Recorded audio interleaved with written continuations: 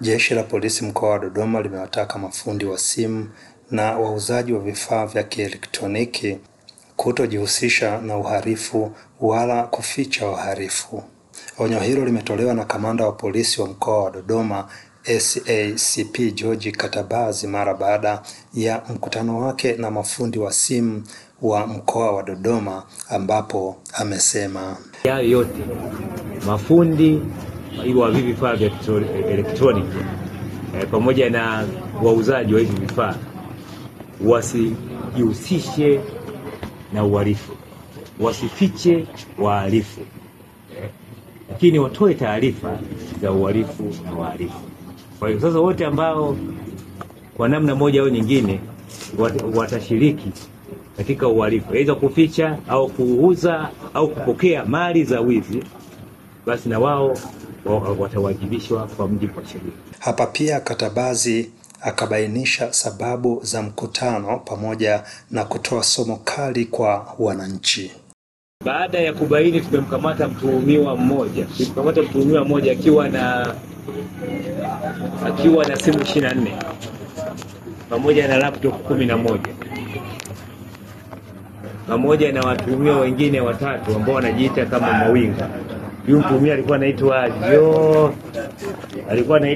Jonas Richard, miaka 29, Jonas Richard. Sasa tukasema huyu mtu haiwezekani akawa na simu 24 pamoja na laptop 11, sio fundi, sio nani, ameshindwa kudhibitisha. Tukasema ipo haja sasa ya Jeshi la Polisi kuwahusisha wadau mbalimbali, ikiwemo mafundi wa simu au vifaa vya kielektroniki, simu pamoja na TV. Kwa hiyo ndio maana tumewaita. Lengo kubwa ni kushirikiana kwa pamoja katika kuzuia, kubaini na kutanzua uhalifu wa uvunjaji na wizi.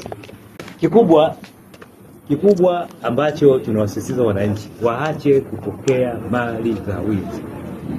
Kupokea mali za wizi, na mara nyingi zinaweza kufahamika kwa sababu mali hizo nakuta zinauzwa kwa bei ya chini kabisa. Na huyo mtu anayeuza, kumwangalia hali yake, kweli hali yake hairidhishi na kitu ambacho anachokuletea. Kwa mfano, kitu cha thamani ya shilingi milioni 3, mtu anamuuzia mtu shilingi 50,000.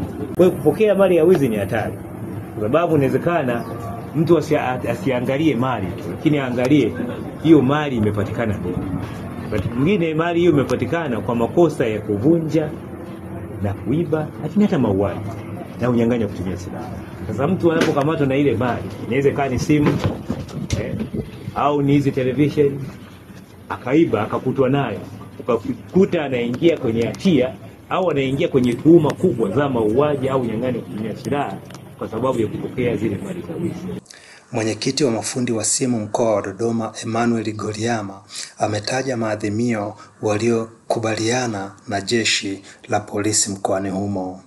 Fundi simu Amina Abdul amezungumzia uzoefu wake wa miaka 5 na jinsi ambavyo mkutano huo umemfungua macho na masikio.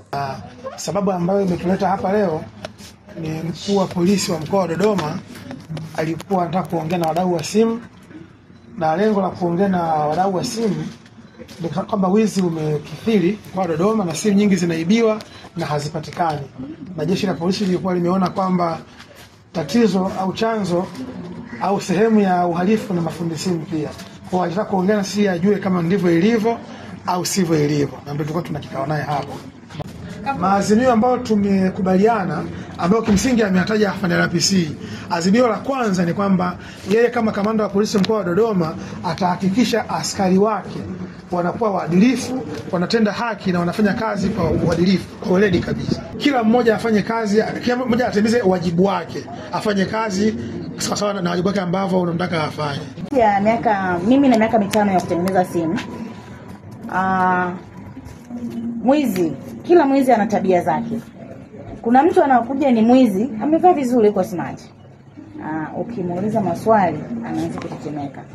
Na kuna mwingine anakuja yuko ni mchafu. Tunasema sisi wa Afrika tunasema wachafu ndio wezi. Lakini kuna mwingine anavaa suti na ameiba. Mimi namtambua. Kipekee mimi namtumia Mungu. Kwa hiyo nitamtambua. Moyo wangu ukikataa, nakataa kufanya kazi yake. Kuhusu swala mafunzo ambayo nimekutana nayo kwa kiongozi RPC ametusaidia. Ni kweli tulikuwa tukifanya kazi na matapeli au na wezi wa simu, lakini kwa sasa hivi kwa mafunzo tuliopewa tutawatambua wale wezi wetu, na tumepewa mikakati kwa ajili ya kuwarejista. Na hata kama utakuwa umeiba simu umeitumia au ushatengenezewa pia iko inatumika, kwa mafunzo yalipo sasa hivi utakamatwa tu.